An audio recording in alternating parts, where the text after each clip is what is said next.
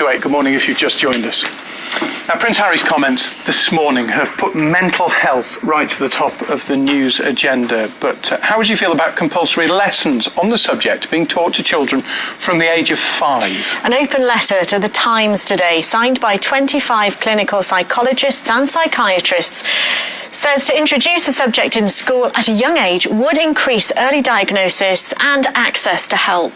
We've got a couple of guests to talk about this. Adam Siobhan experienced mental health issues from the age of 5 is here in the studio. Good to see you. Thanks for coming in, Adam. Head teacher Siobhan Collingwood is in our Cardiff studio. Siobhan, good morning to you, and thanks very much indeed for your time this morning. Adam, to you first of all. I mean, I said you suffered with mental health problems. Just at the age of 5, just explain how you knew and how they manifested themselves. Well, I knew something wasn't right. I was suffering from terribly intrusive thoughts.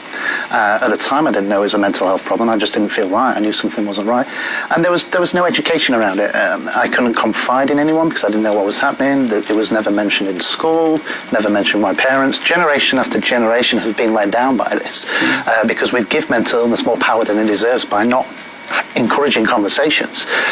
So of course, growing up in the 80s and 90s, the only time I heard about mental health problems were on the news, and it was usually akin to something tragic happening, like somebody killing somebody, and it was put down to mental. So that's just fear, and it builds fear, and it was mental torture. And there's a lot of children, 3 in every classroom, going through some form of mental health problem, and we need to address this. And you want to address it by compulsory lessons in schools? Absolutely. It must be compulsory. What we're doing at the moment is not working. It's a box-ticking exercise. And we must make this compulsory because mental health education and mental health touches everything in society. It's pervasive. It filters right through to the economy, right through to the NHS. And that's why we've launched a petition, and I urge anybody who has children who has a passion about mental health to go and sign our petition. We've got 60,000 signatures already. If they go to our website, the Siobhan Foundation, that's SHAW, or our Facebook page, they can sign this petition, and we need to get it to 100,000 so the government can debate it. Okay.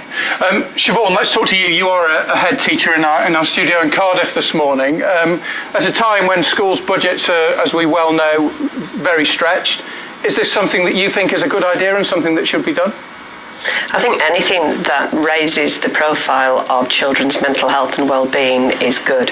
And certainly times have changed since your guest's story about his experiences. Schools are now very well equipped for dealing with children's mental and well-being provision, but I do fear that a single lesson is not really going to address the depth of the issues. Children's mental health issues are deeper and more profound than that, and I'm worried that this could just become a sticking plaster approach. Schools at the moment have extensive pastoral provision that they pay for within schools out of their own budgets, and those are under serious threat at the moment from the most stringent budget cuts that schools have faced in the generation.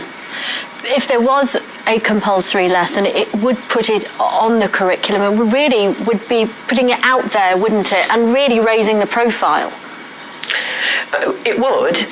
But a single lesson that might be covered every so often is not going to put it high profile. What puts it more high profile is the approach that schools are trying to use at present, which is to incorporate a values-based education in which we look at skills like resilience, we look at skills like independence, being happy, and we build those into lessons on a much more regular basis than just a single one-off lesson every now and again. But again, that is under pressure from a test-driven curriculum, which is narrowing the agenda for children and narrowing the curriculum experience and leaving less time for teachers to be able to address those issues in the extent that they really want to. Adam, we've heard today about Prince Harry talking about his mental health problems. I guess if anyone of that kind of standing talks about this, you would welcome it. I'm so pleased he's come out and said that today, because that's just the thing. He's an example of what's currently going wrong with society and mental health, because he's shown that for the last 20 years he kept it to himself until he got to breaking point. And that's what's going on with society and mental health at the moment. I absolutely agree with your other speaker there that there's a lot of pressure on teachers, but teachers need to be our heroes in this, and the government needs to support the teachers to do this. It absolutely has to be compulsory. There's no excuse. It's as fundamental as reading and writing. It's a life skill, understanding our mental health. It touches everything.